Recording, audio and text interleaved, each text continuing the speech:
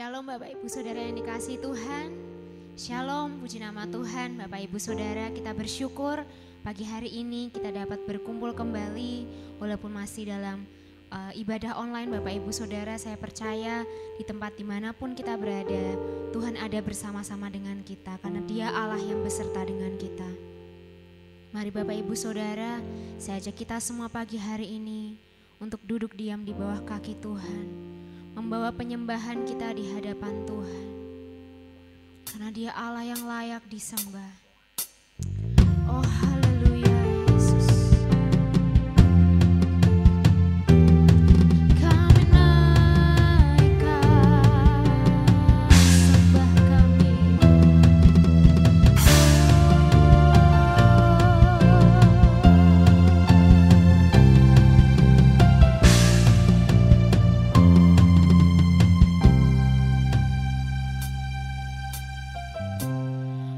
Ujilah aku Tuhan, cobalah aku Tuhan, selidiki batinku dan hatiku, mataku tertuju padamu. Aku cinta padamu Tuhan, aku rindu hadirat-Mu Tuhan, aku ingin selalu dekat padamu, menikmati kehadiran-Mu. Ku nyanyi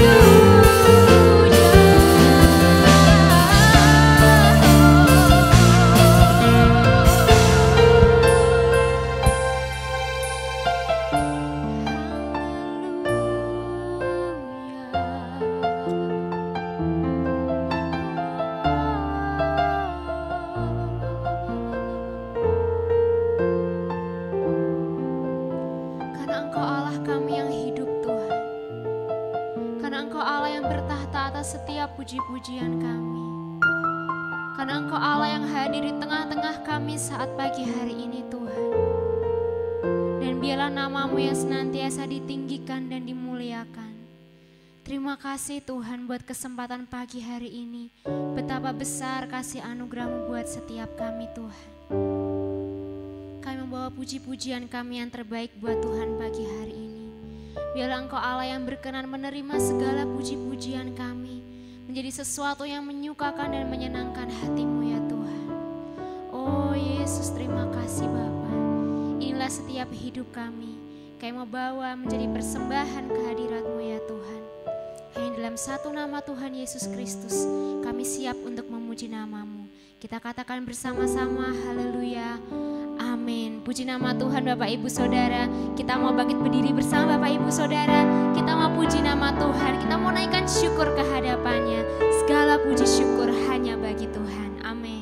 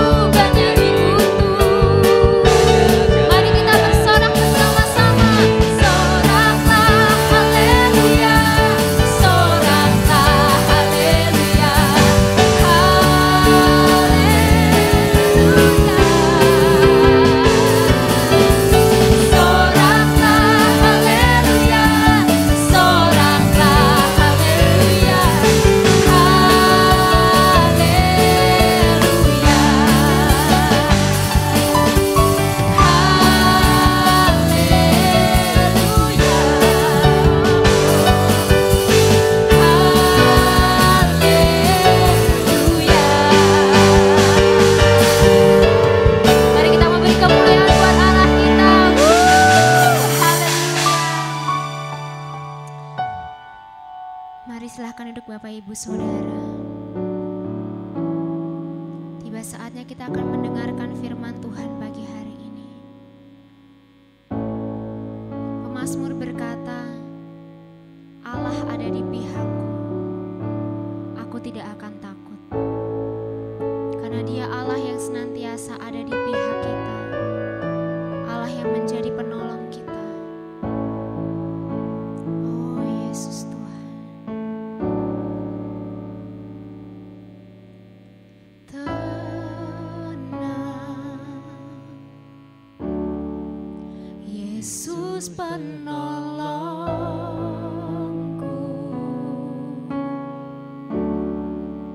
tangannya tersedia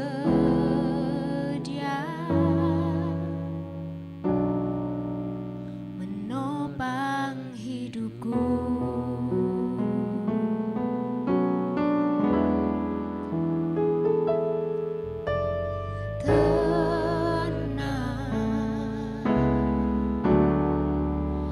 Yesus kekuatanku,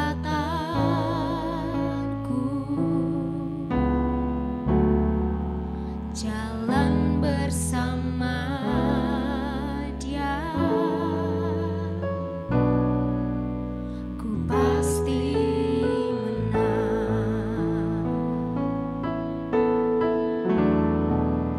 Tuhan di pihakku,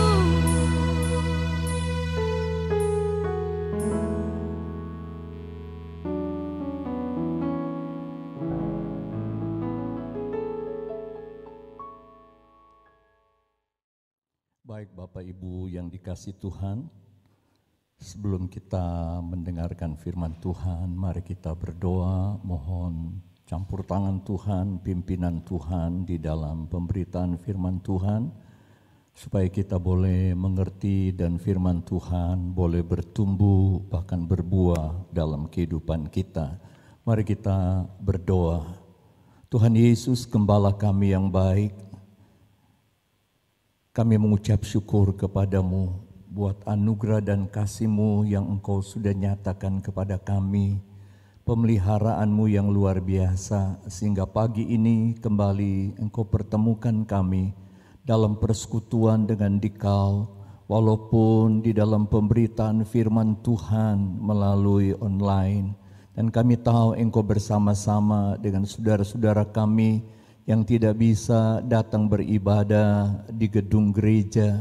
Mereka menikmati persekutuan dengan dikau di rumah mereka masing-masing. Oleh sebab itu, seberapa banyak telinga yang dijangkau oleh kebenaran firman-Mu, biar Engkau sendiri akan berkarya bagi mereka, hikmat dan urapan-Mu atas mereka, supaya mereka mengerti firman-Mu dan mereka boleh belajar untuk hidup di dalamnya.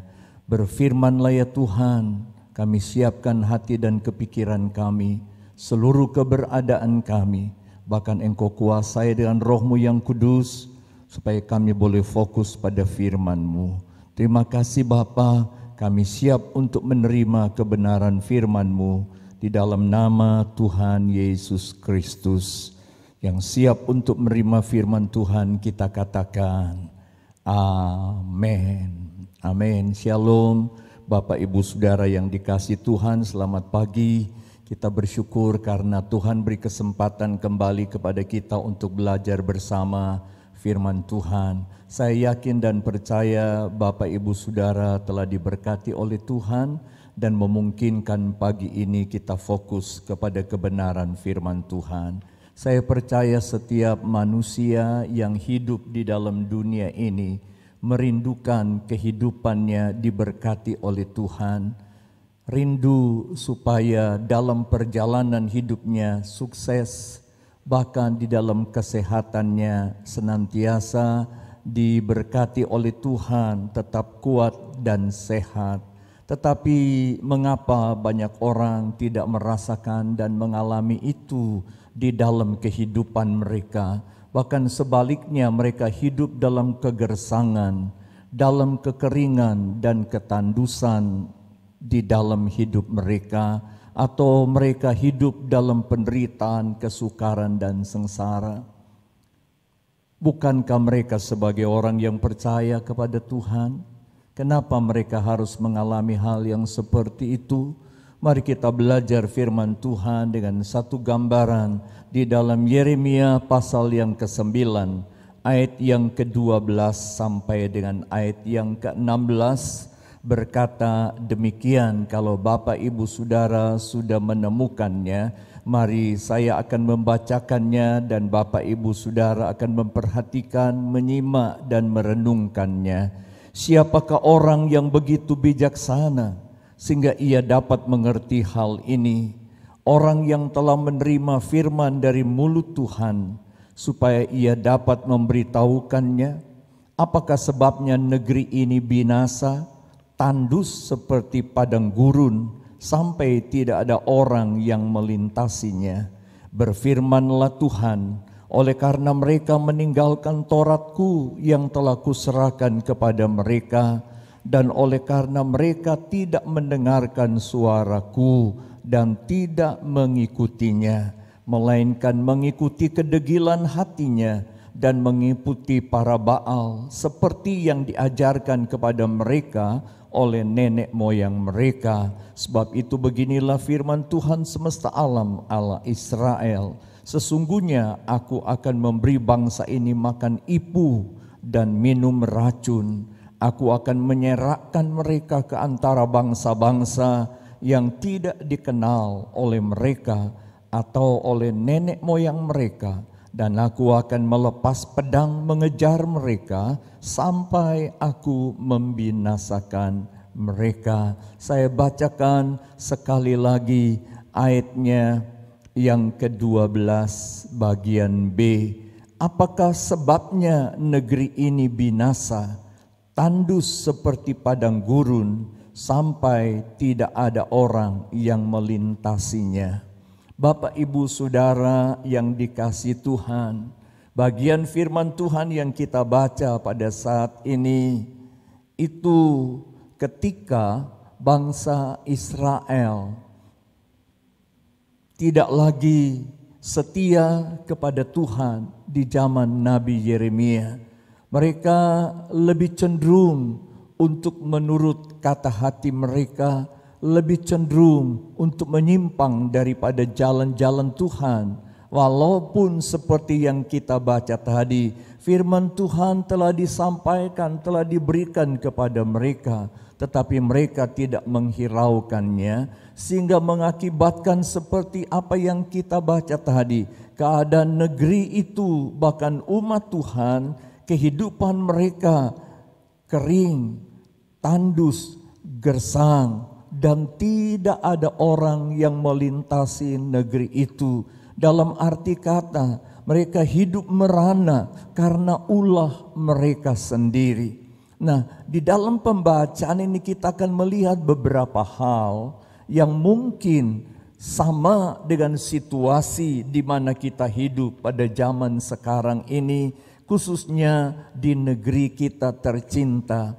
Kenapa banyak hal yang tidak diinginkan oleh banyak orang itu terjadi di negeri kita? Kenapa berbagai macam hal yang tidak diinginkan itu silih berganti terjadi di negeri kita?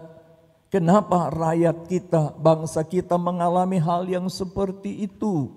Mari kita renungkan bersama firman Tuhan. Dan juga bagi kehidupan orang yang percaya kepada Tuhan, yang mengaku beribadah dan percaya kepada Tuhan, tetapi kehidupan mereka kering, gersang, bagaikan padang gurun yang tandus dan kering. Kalau kita memperhatikan suasana di padang gurun, tidak mengenakkan, tandus dan kering. Tetapi itulah yang dialami oleh umat Tuhan pada zaman itu. Penyebabnya apa? Yang pertama, mari kita melihat di dalam ayat yang ke-13 berkata begini, oleh karena mereka meninggalkan Tauratku yang telah kuserahkan kepada mereka, dan oleh karena mereka tidak mendengarkan suaraku dan tidak mengikutinya. Bapak, Ibu, Saudara yang dikasihi Tuhan, sehubungan dengan tema yang kita renungkan pada saat ini, kehidupan yang kering dan tandus. Alasannya, apa yang menjadi dasar orang hidup di dalam kondisi yang seperti ini, khususnya orang yang percaya kepada Tuhan, karena mereka telah meninggalkan Taurat Tuhan, tidak lagi berpegang pada firman Tuhan, dan tidak lagi mau mendengarkannya.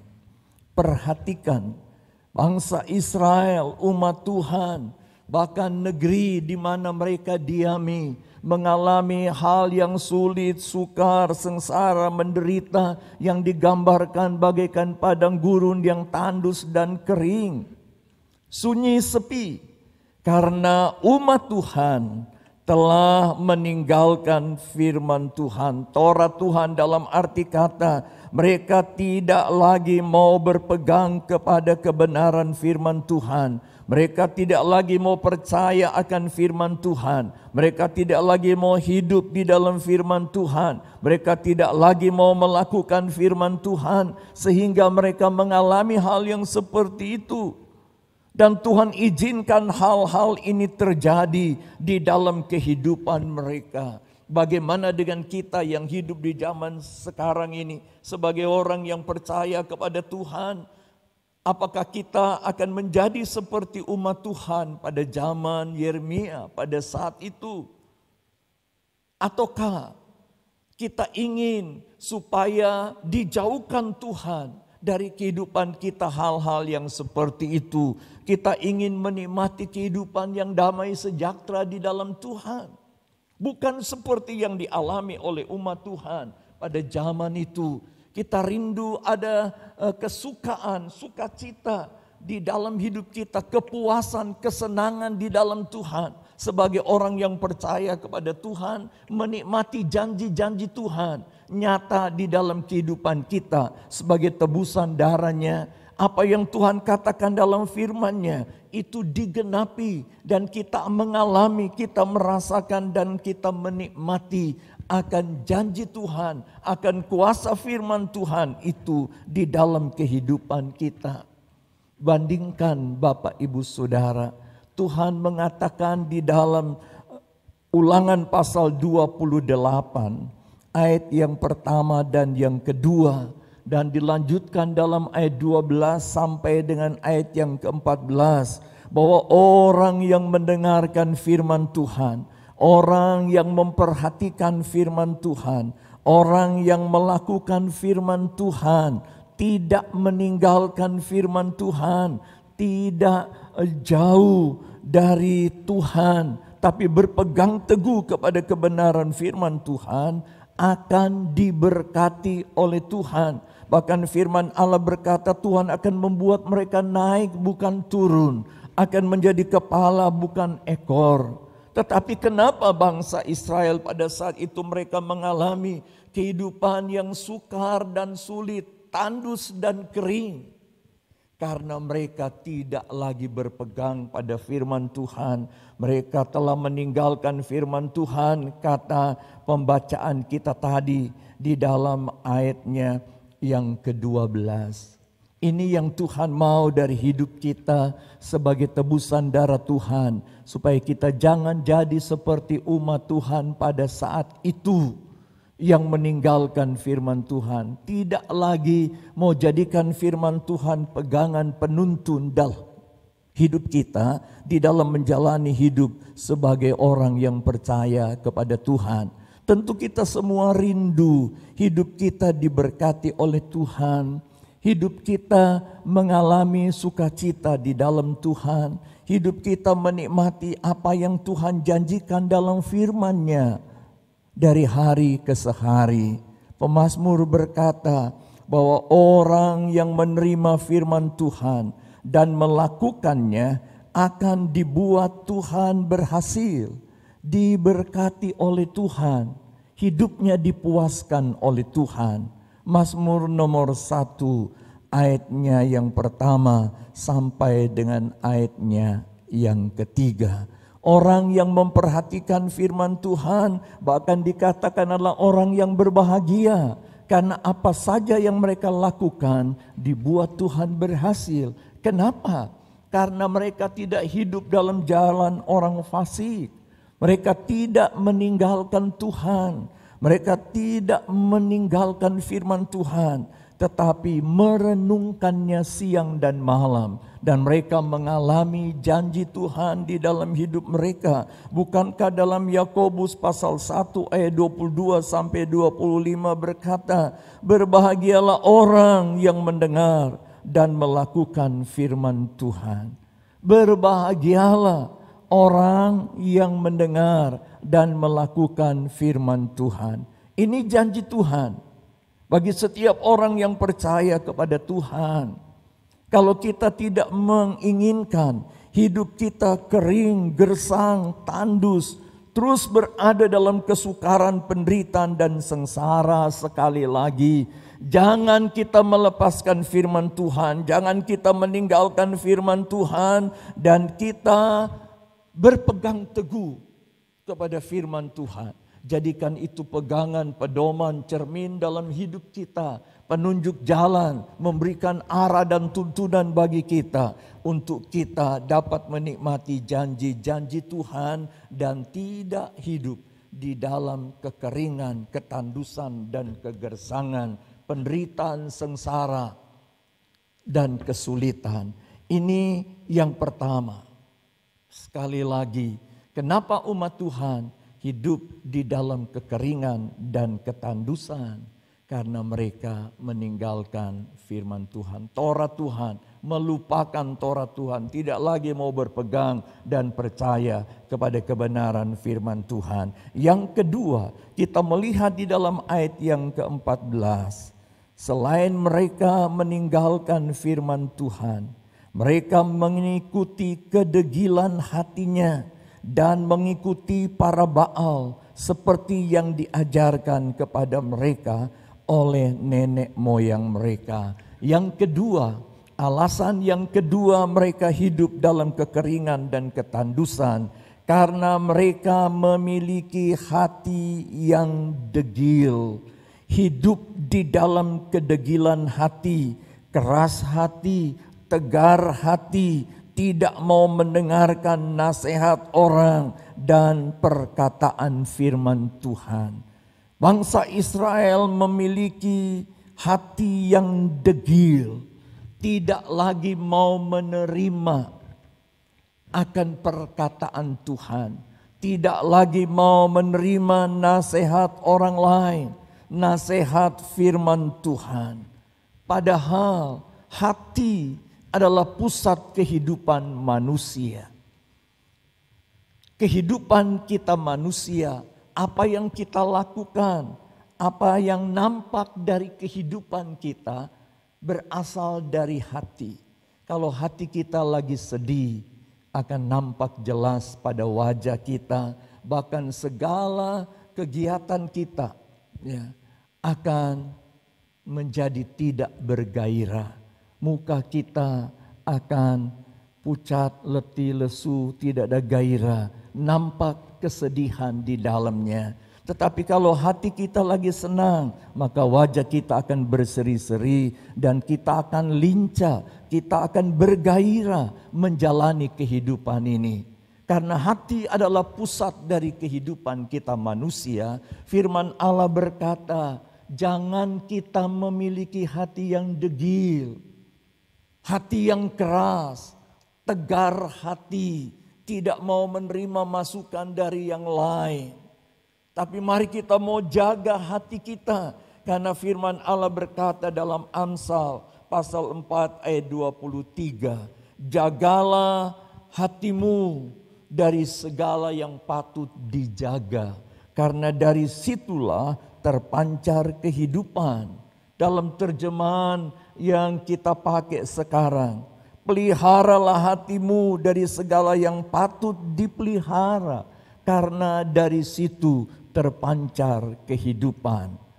Ini perlu kita perhatikan. Nah, bangsa Israel, mereka mengalami kekeringan, ketandusan dalam hidup, bahkan di negeri mereka, dalam kesukaran, di dalam penderitaan dan sengsara, sunyi sepi, karena kedegilan hati mereka, keras hati, tidak mau menerima nasihat firman Tuhan. Tuhan tidak mau saya dan saudara yang hidup pada zaman sekarang ini untuk kita memiliki sifat dan sikap seperti umat Tuhan pada zaman Nabi Yeremia. Tapi Tuhan mau kita memiliki hati yang rendah. Matius pasal 5 ayat 3 berkata di dalam terjemahan yang lama, berbahagialah orang yang rendah hatinya, karena mereka yang empunya kerajaan surga. Dalam Yakobus pasal yang keempat ayat yang keenam berkata, Tuhan mengasihi orang yang rendah hati, tetapi orang yang congkak itu dibenci oleh Tuhan. Tuhan tidak mau kita seperti itu. Tapi Tuhan mau, mari kita menjadi umat Tuhan, anak Tuhan, orang percaya yang rendah hatinya. Karena Tuhan mengasihi orang yang seperti itu. Saya percaya kita semua sebagai tebusan darah Tuhan, rindu senantiasa dikasih oleh Tuhan dan mengalami kasih Tuhan dari hari ke hari. Kita mengalami akan pertolongan, kuasa, berkat, pemeliharaan Tuhan di dalam hidup kita. Kita hidup dalam sukacita Tuhan, bukan dalam ketandusan, kekeringan dalam hidup dan rohani kita. Ada kepuasan, damai sejahtera. Caranya bagaimana? Jangan kita memiliki hati yang degil seperti umat Tuhan pada waktu itu. Tapi mari kita belajar rendah hati di hadapan Tuhan. Karena firman Allah berkata, orang yang rendah hati akan ditinggikan oleh Tuhan. Dalam arti kata, perhatian Allah tertuju kepadanya dan janji Tuhan akan digenapi di dalam kehidupannya sebagai orang yang percaya kepada Tuhan. Yang ketiga, kenapa umat Tuhan pada zaman itu mereka mengalami kekeringan dan ketandusan di dalam negeri mereka. Ayat yang ke-14b berkata begini. Karena mereka telah berpaling dan tidak lagi percaya kepada Tuhan. Mereka telah mengikuti Baal seperti yang diajarkan kepada mereka oleh nenek moyang mereka. Karena umat Tuhan tidak lagi percaya kepada Tuhan, mereka telah berpaling dari Allah. Mereka lebih percaya kepada Baal-Baal dan mengikutinya. Tuhan tidak mau kita sebagai orang percaya menduakan Dia dalam hidup kita. Tuhan tidak mau kita menyembah kepada Allah yang lain. Banyak orang percaya gampang terpengaruh dan dipengaruhi sehingga mereka dengan mudah melepaskan iman dan mengikuti ilah-ilah lain.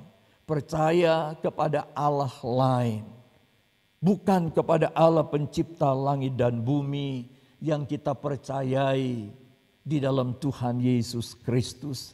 Tapi mereka menyembah kepada para Baal, kepada sesuatu yang disodorkan oleh dunia yang dianggap mampu dan sanggup menolong kepada mereka.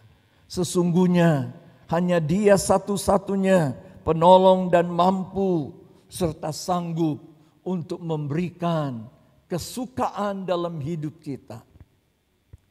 Makanya pemazmur berkata dalam Mazmur 121, dari mana akan datang pertolongan? Pertolonganku ialah dari Tuhan pencipta langit dan bumi. Bukan kepada Baal-Baal, kepada dewa-dewa asing, kepada ilah-ilah lain. Karena Tuhan tidak senang apabila umat Tuhan, orang percaya, menyembah kepada ilah lain. Bapak Ibu Saudara perhatikan di dalam Ulangan pasal 5 ayat 7 sampai 9. Firman Allah berkata, jangan ada padamu Allah lain dan jangan sujud menyembah kepadanya atau beribadah kepadanya. Jangan ada padamu ilah lain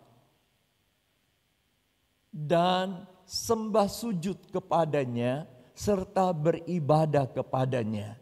Kalau Bapak Ibu Saudara baca seterusnya ayat-ayat itu, ayat 7 sampai 9 kemudian yang mengikutinya, maka Tuhan akan melakukan sesuatu bagi mereka yang menduakan Dia, yang menyimpang kepada Allah-Allah yang lain, sampai pada keturunan yang ketujuh.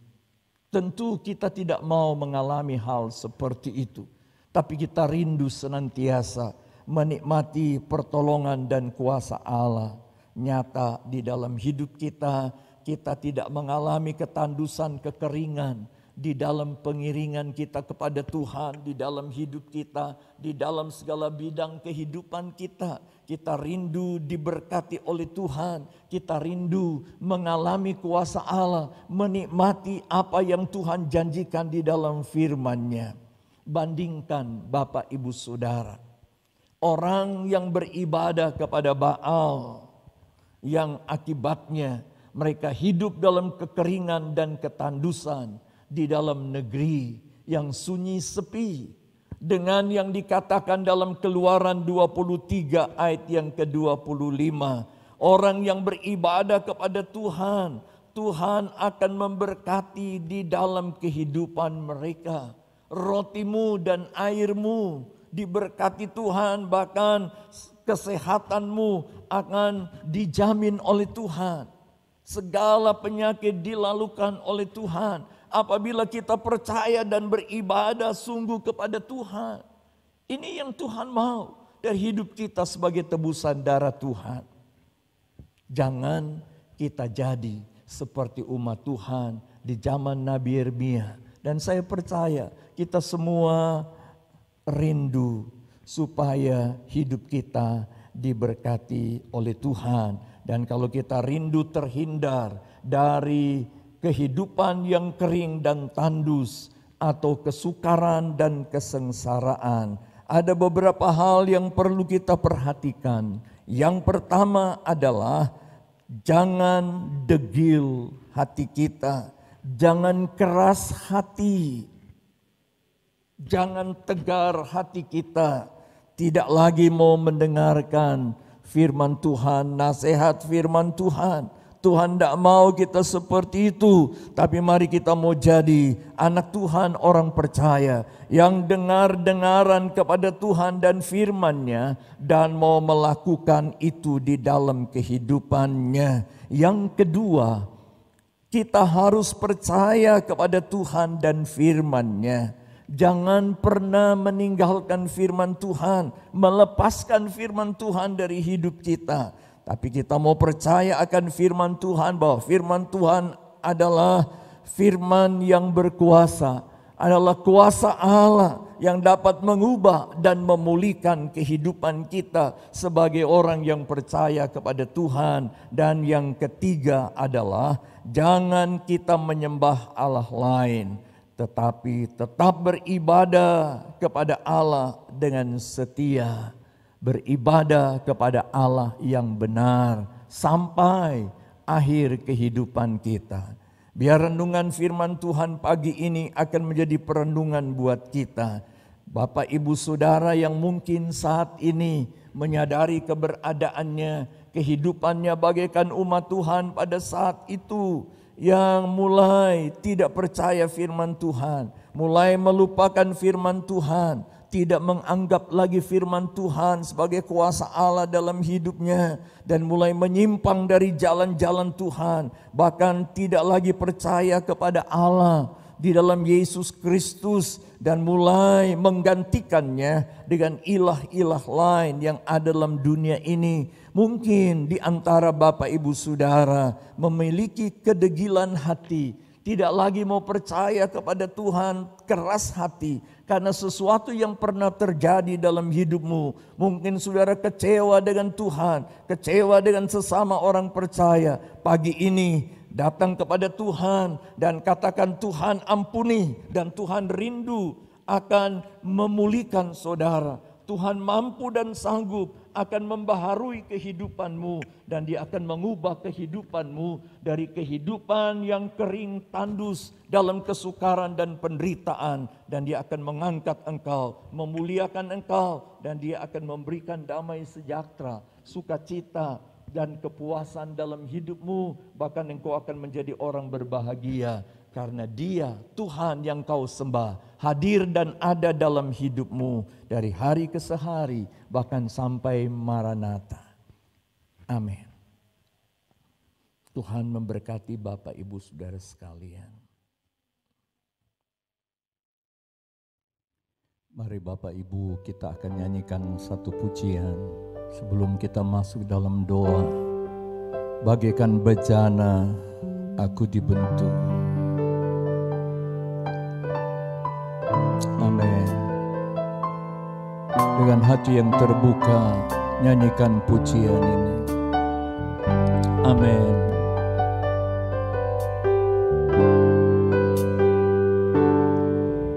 Bagaikan bejana siap dibentuk, demikian hidupku di tangan-Mu.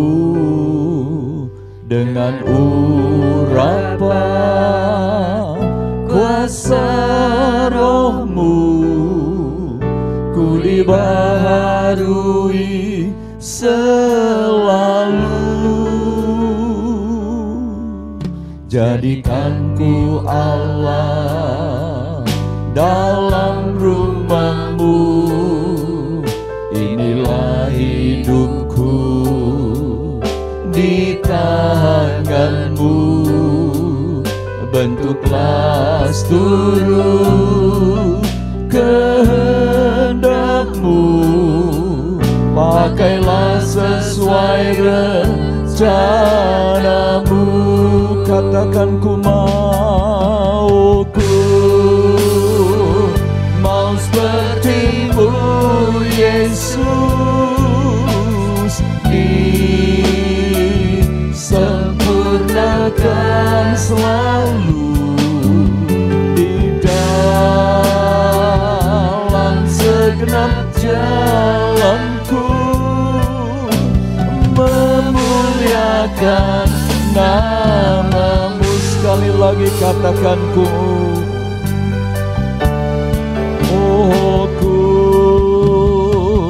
mau seperti-Mu Yesus, disempurnakan selalu di dalam segenap jalanku, memuliakan nama-Mu. Bapak Ibu Saudara, sementara musik dan singers melantunkan pujian ini, mari renungkan kembali kehidupan-Mu. Rindukah Bapak Ibu Saudara mengalami sukacita, kepuasan, damai sejahtera, dan diberkati oleh Allah, mengalami pertolongan Tuhan, mengalami penggenapan janjinya dalam hidupmu? Renungkan firman Tuhan. Jangan mengikuti teladan umat Tuhan pada saat Nabi Yeremia. Mereka memiliki ketegaran hati, kedegilan hati, melupakan dan meninggalkan firman Tuhan, menyembah kepada ilah lain, sehingga hidup mereka tandus, kering, sunyi, sepi. Tuhan tidak mau kita seperti itu. Kalau saudara rindu mengalami kuasa dan pertolongan Tuhan, nyatakan kepada Tuhan, Tuhan, aku mau seperti yang Tuhan mau. Bentuklah aku seperti yang Tuhan mau, supaya kehidupanku memuliakan Engkau. Katakan, ku mau seperti-Mu Tuhan. Oh, ku mau seperti-Mu Yesus, disempurnakan selalu di dalam segenap jalanku, memuliakan nama-Mu. Ku mau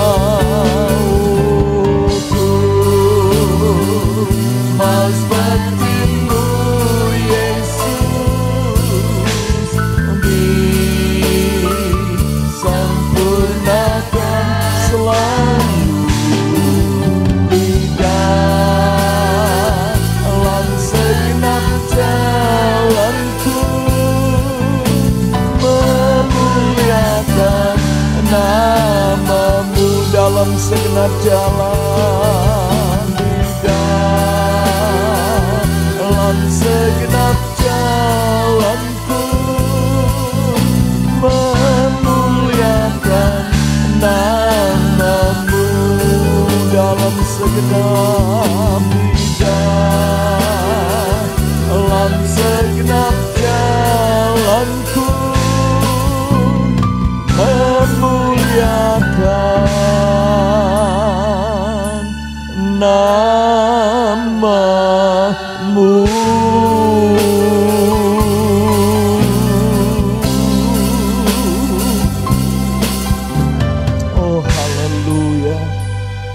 Haleluya.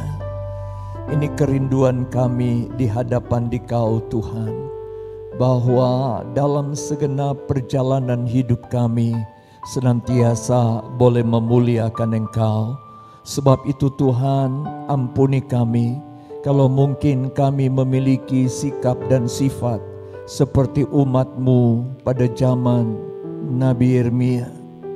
Seperti kata firman-Mu, ampuni kami, baharui kami, pulihkan kami Tuhan, dan bentuklah kami seperti yang Tuhan mau, supaya Engkau dimuliakan dalam kami.